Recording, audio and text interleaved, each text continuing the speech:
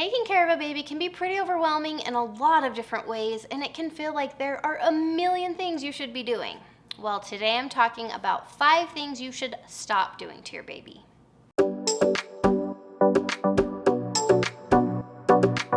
Hello, I'm Cassie from Custom Built Parenthood. When assessing life in general and looking at how well you're reaching your potential, there are always 2 things to look at: what things you should stop doing and what things you should start doing. So today I thought I'd suggest 5 things you might be doing that aren't helping you or your baby. Stop doing this with your baby and you'll be much happier and better off. Stick around to the end and I will throw in one thing you should start doing. Number 1 is stop rushing their development and stressing over milestones. By not stressing over milestones or rushing their development, you're letting your baby develop at their own natural pace. This, of course, is best for your baby, but it's also best for you. Stressing over things that aren't in your control is totally missing the mark when it comes to taking care of your baby. You're worried about the wrong thing as far as I'm concerned. Your primary responsibility to your baby is to be a loving and committed parent for them. I mentioned this up here when we're feeling like a failure as a parent. I talked a lot about that. This is the primary indicator for your baby's success in life, not how soon they start walking or what order their teeth come in. Save your stress and energy for things that really count and just say no to the headache and distraction of thinking your baby should be a robot following some specific development calendar. A couple quick examples that I've talked about in detail before. You can check those out in the description below. Teething is the perfect example of something that's completely out of anyone's control, yet so many of us are just freaking out if our baby doesn't have as many teeth as so-and-so's baby who's 2 months older, for crying out loud.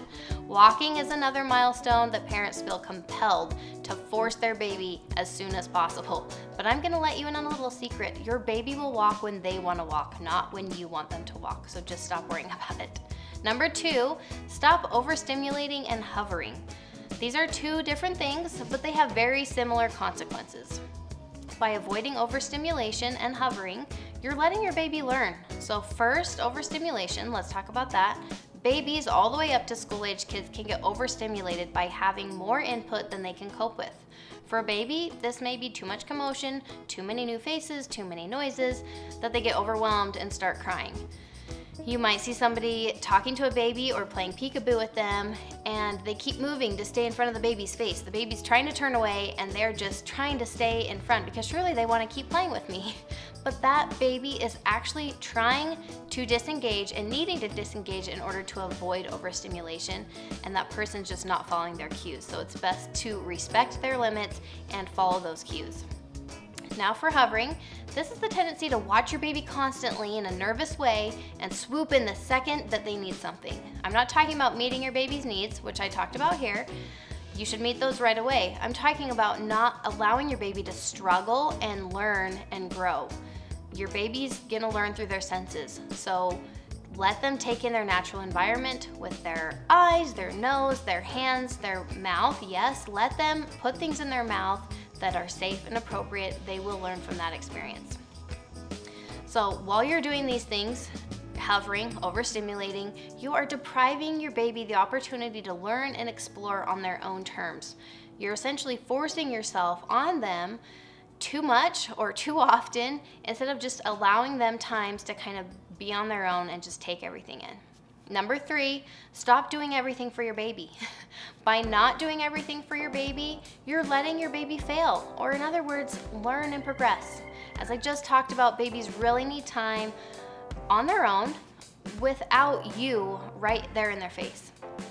So as you interact with them and allow them to watch what you're doing, you're giving them all the entertainment and learning that they need. Doing everything for your baby is really an easy trap to fall into because they're born completely helpless, and it's hard to realize somewhere along the way that they need to be able to start doing some things on their own, and it can be kind of tricky to know the line. Sometimes they do need help, but other times they kind of don't need your help, right? You need to let them be. From teaching them to fall asleep on their own, which is up here I talked about, or feeding themselves, we need to give them some independence as they're ready for it. So not only are they learning whatever skill you're teaching them and letting them struggle with, but you're also empowering them that they're capable and competent to handle things. Someone who can try new things and stick with something. This independence and dedication really will serve them throughout their entire lives, so you don't want to deprive them of that. So you might be doing everything for your baby for a couple different reasons. Maybe you enjoy having your baby depend on you all the time. You want them to need you. Or you might be doing everything for them because it's so much easier and convenient. Guilty, right here. I talked about this, a baby wanting to be carried all the time. You can check that out here.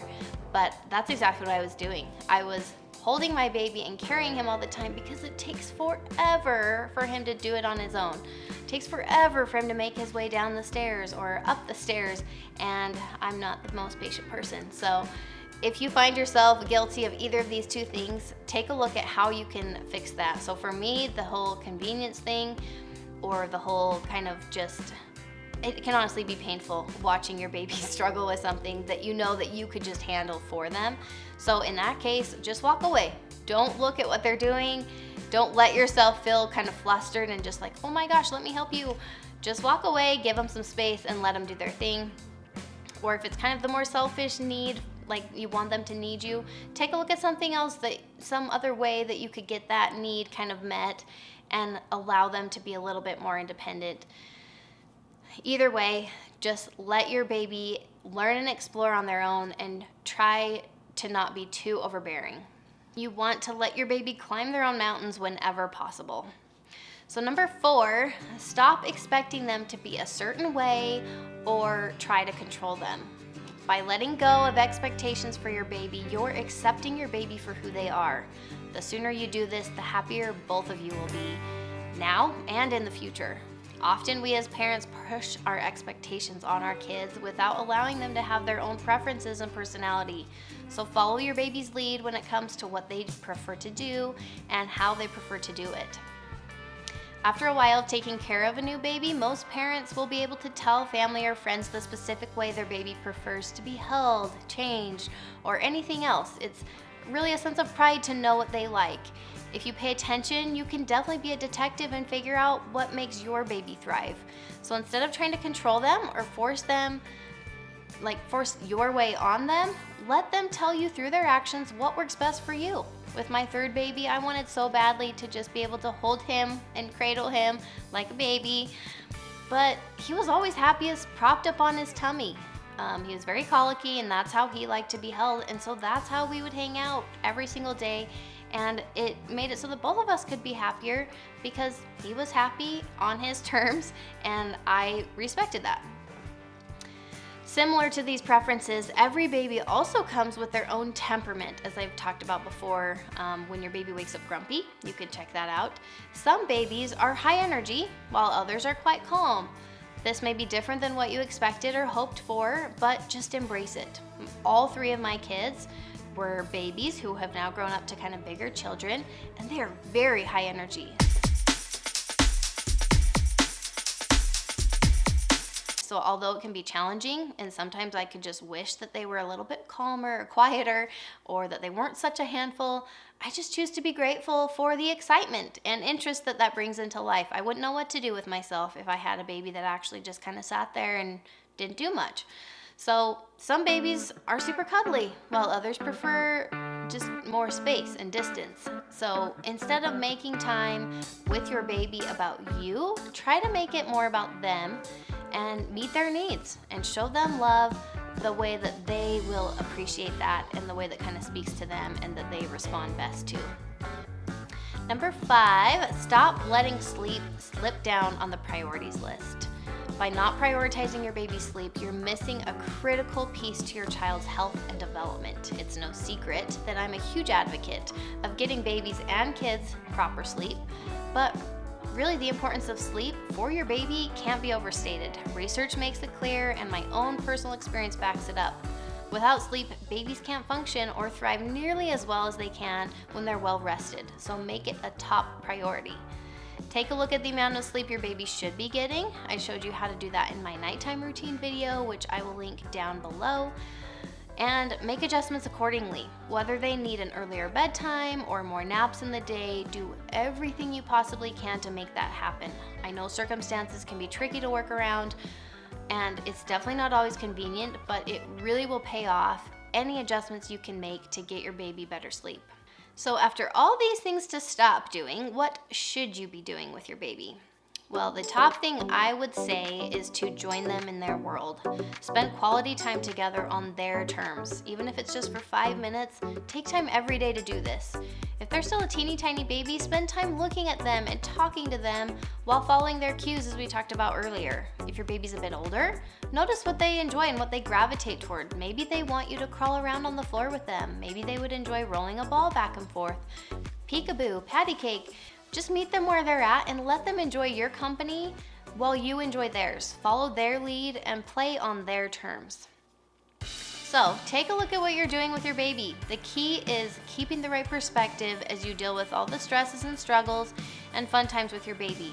Sometimes there are adjustments that need to be made. Maybe your baby is really needing some intervention. Maybe they are behind, and that's totally worth thinking about and considering.